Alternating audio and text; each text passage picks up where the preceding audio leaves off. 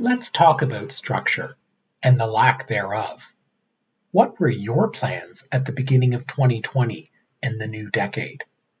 For many people around the world, their plans, their dreams, their livelihood, and even their health have been significantly impacted by the COVID-19 global pandemic.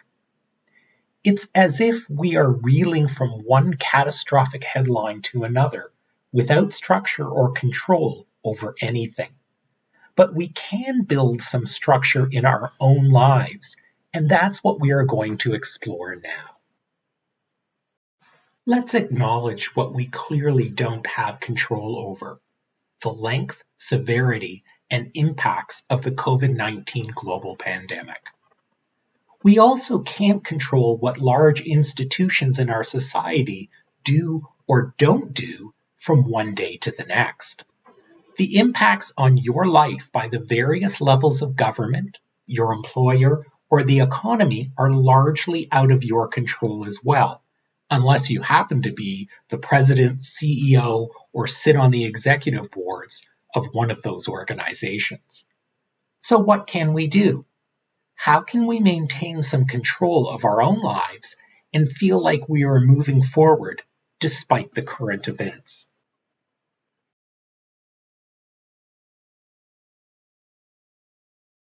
What can you do? You can decide how you respond to the crisis. And most importantly, you can create your own structure. What do I mean by structure? Let's break that down.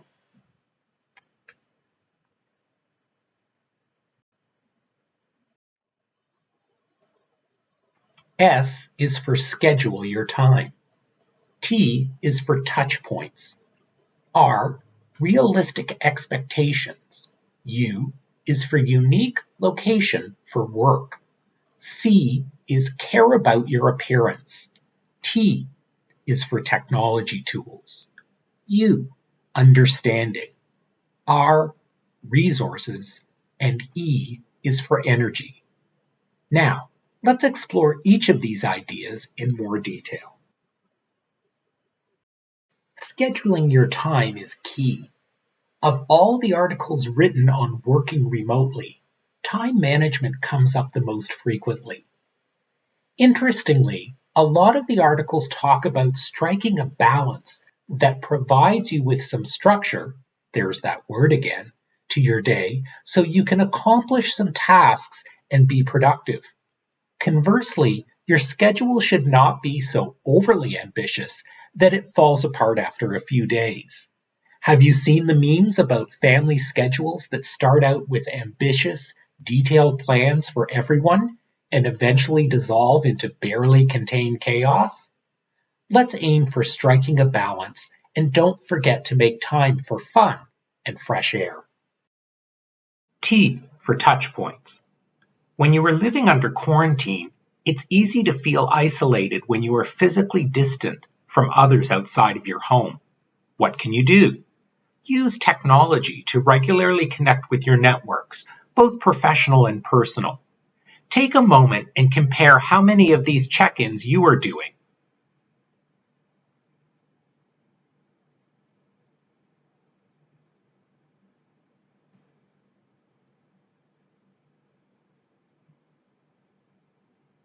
A lot of commentators are talking about even after this pandemic subsides, how we shop, work, learn, and connect with others will be forever altered. Time will tell, but clearly COVID-19 has accelerated the discussion about living online. Realistic expectations. We talked about striking a balance when you try to schedule your time. The same thing can be said about goal setting. You want to make use of your time that you have at home, but don't set yourself up for failure. Set 1 or 2 goals for each day that you can realistically accomplish, so you are setting yourself up for success. Think about breaking bigger projects into smaller tasks you can accomplish each day.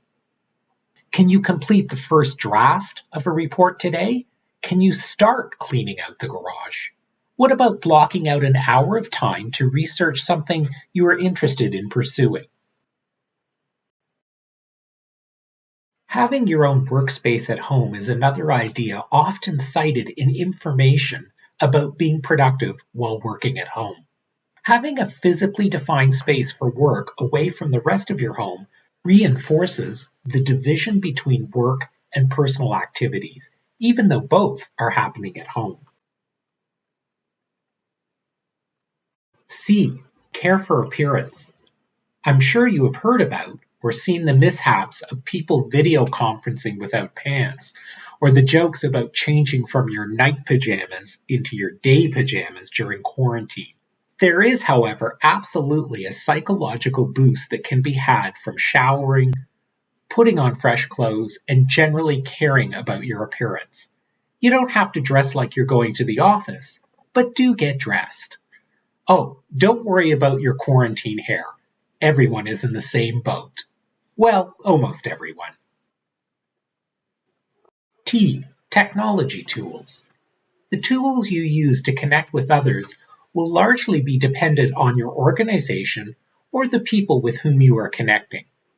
Are you comfortable with the new video and communication tools that people are increasingly relying on while working remotely?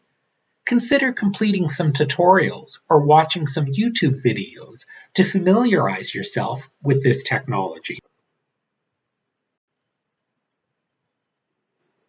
U. Understanding. You are living in the midst of a global pandemic. You may be out of a job or shifting to a new career. We discussed how uncertain these times are. Try to be patient with others. Accomplishing tasks and connecting with others may take more time than usual. Most importantly, be understanding with yourself. Some days everything may feel overwhelming. It's okay to scale back for a day or take an extra break. Check in with yourself, step outside, and go for a walk.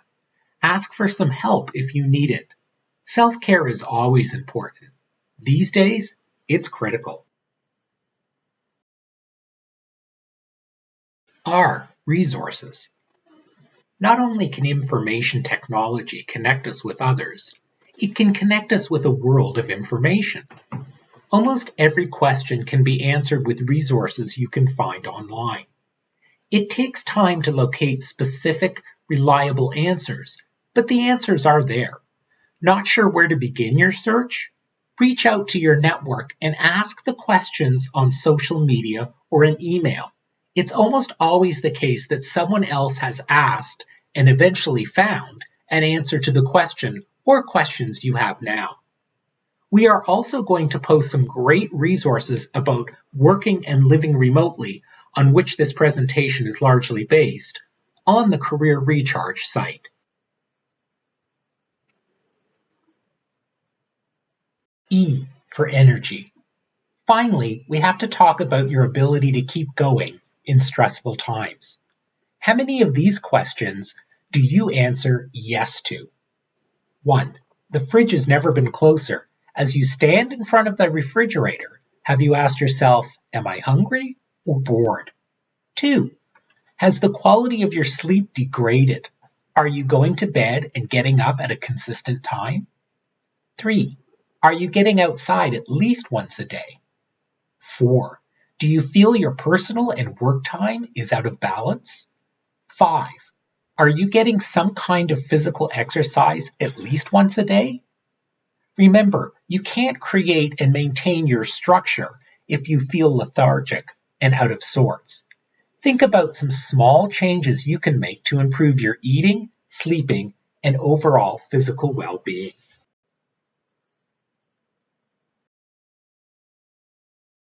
Let's explore some of the Career Recharge resources and answer some of your questions.